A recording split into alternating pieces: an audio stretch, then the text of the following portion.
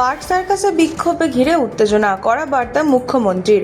Park সার্কাসে প্রতিবাদের নামে তাণ্ডব এবং পুলিশ আক্রান্ত হওয়ার ঘটনাকে কেন্দ্র করে কড়া বার্তা দিলেন মুখ্যমন্ত্রী। আহত পুলিশ কর্মীদের সাথে দেখা করতে সোমবার পার্ক সার্কাসের ডিসি এসিডি অফিসে যান তিনি। সেখানে পুলিশ আধিকারিক ও কর্মীদের সাথে কথা বলে তাদের পাশে থাকার আশ্বাস দেন মুখ্যমন্ত্রী। মুখ্যমন্ত্রী বলেন, যারা সরকারের পাশে দাঁড়িয়েছিলেন সরকার তাদের পাশে থাকবে। বিক্ষোভের নামে হিংসা এবং পুলিশকে লক্ষ্য করে তীব্র হামলার নিন্দা করেন তিনি। কড়া সুরে মুখ্যমন্ত্রী জানান, শ্রীনগরে পাথর ছোড়া বন্ধ হয়েছে, এখানেও তা বন্ধ হওয়া দরকার। এদিন তিনি স্পষ্ট ভাষায় সতর্ক করে বলেন, যদি কেউ মনে করেন আগের সরকার আছে, আগের নিয়ম আছে, তাহলে ভুল করবেন। পাশাপাশি পুলিশের উদ্দেশ্যে তার বার্তা, আইন শৃঙ্খলা রক্ষার প্রয়োজনে সব পদক্ষেপ নেওয়ার ক্ষেত্রে পুলিশের হাত খোলা রয়েছে। মুখ্যমন্ত্রী আরও বলেন, একটা পুলিশের গায়ে হাত পড়লে যতদূর পর্যন্ত যাওয়ার সরকার যাবে।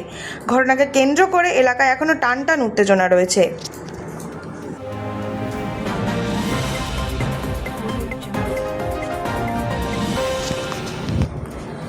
ভোট পরবর্তী সন্ত্রাসে ফের তদন্ত, খুলল 458টি পুরনো ফাইল। 2021 সালের বিধানসভা ভোট পরবর্তী হিংসার ঘটনায় ফের বড় পদক্ষেপ।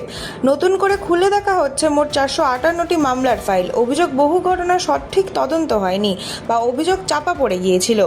সরকার পরিবর্তনের পর ইতিমধ্যেই 181টি অভিযোগের ভিত্তিতে নতুন করে এফআইআর দায়ের করা হয়েছে। শুধু তাই নয়, পুলিশ ফাইনাল রিপোর্ট জমা দেওয়ার পরেও 59টি মামলাকে পুনরায় তদন্তের জন্য রিওপেনও করা হয়েছে।